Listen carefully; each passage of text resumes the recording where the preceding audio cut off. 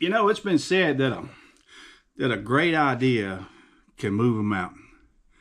And this idea I want to tell you about today, this story I want to give you today, it didn't move a mountain. I would say it more like ran right over it. And it's a great story, so stay with me. We have to go back to the early 1930s for this story.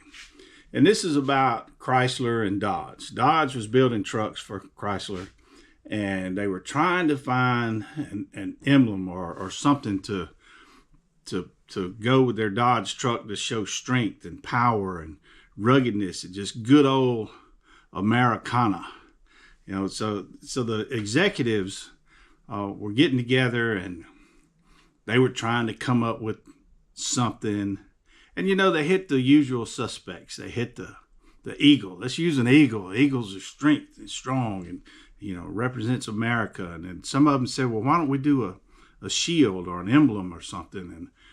And I think someone else even brought up the idea of a lion, you know, just the strength and the ferocity and the roar of a lion, you know, which were all great ideas, I guess, but they were the easy go-to ideas. They just didn't really stand out. So they were kind of at a stall there. They couldn't really come up with what should be their emblem for their Dodge trucks. And during this time, I don't know how, but an unlikely person came into the mix. Now, this person was not an executive. He wasn't an engineer. Matter of fact, he was not even in the automotive industry. He was a professor of fine arts at the University of Michigan. And he was a very accomplished sculptor, an artist, and his name was Avard T. Fairbanks. So A-V-A-R-D. It's not a common name anymore. I don't know if it was common back then and how he got it, but that was his name, Avard T. Fairbanks. And very well known for his artistry and his sculptures.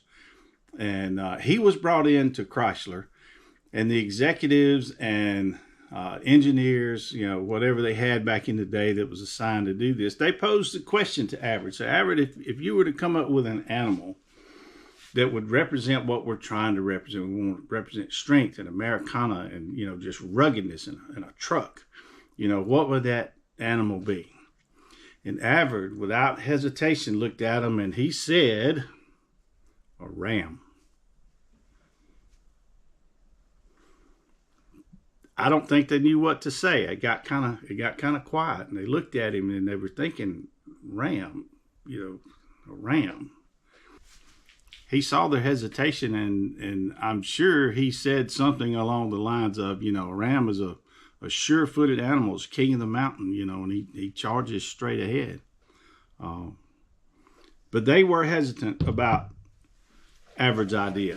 But Avard went ahead anyway. He moved forward, and he sculpted out a ram. Now, he didn't sculpt out just a ram on the side of a mountain. He sculpted out a muscled, if you've ever seen a ram, when they lower their head and they're charging at whatever they're getting after.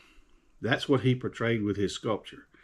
A ram in full charge mode, head down, horns curled back, every muscle showing, head on going at his adversary. He personally took this sculpture to Walter Chrysler. I almost said Walter Cronkite. But Walter Chrysler. He personally took this sculpture. I don't know how big it was. To Walter Chrysler. And Walter looked at it, and he was also hesitant. He was kind of quiet, and he was looking at it. And as he was looking at it, Avard said, a ram is a leader of the herd. When he makes his presence known, everyone gets out of the way. And Mr. Chrysler looked at it, and he thought about it, and he listened to those words. And he just smiled and nodded.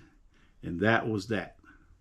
That ram became the symbol of Dodge trucks. So in 1932,